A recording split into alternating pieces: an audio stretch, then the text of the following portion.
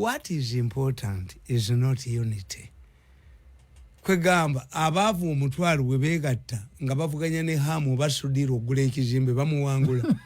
Kwegamba Kappa 10 zisobola kuvamu amataka singanusubulayemu. The question is not unity. Not at all. What is the question then? The question is to ask, why does Museveni defeat you?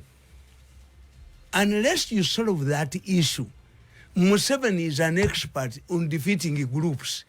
Museveni yakuba government yokero lutwa eyalimu bidandisali owa UPM eyagano genda nabo. Sam Kutesa yalimu yali atone jeno wa lutwa.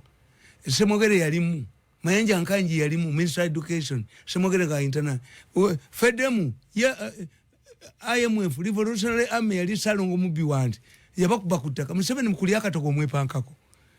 Museveni mukuli akatoko nabaddamu semwogerere basayinze n'okusayinga. The issue kyetubafunamu kimu kyokka is to work in harmony.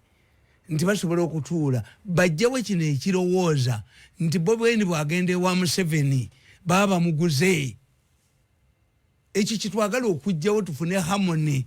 Ensi zonna mu nsi zirina omuntu eyazisimbirwa omusingi.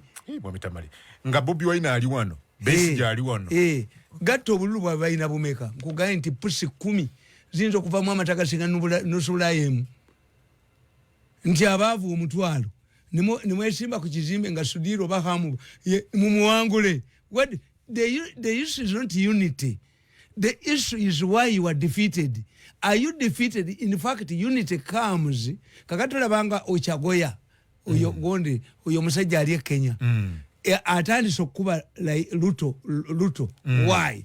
Nti margin ntono. Kakati mugenda okwegatta. Muso kagenda mukaluka soka. Museveni mumubuza percentage 50 plus 1 vote. George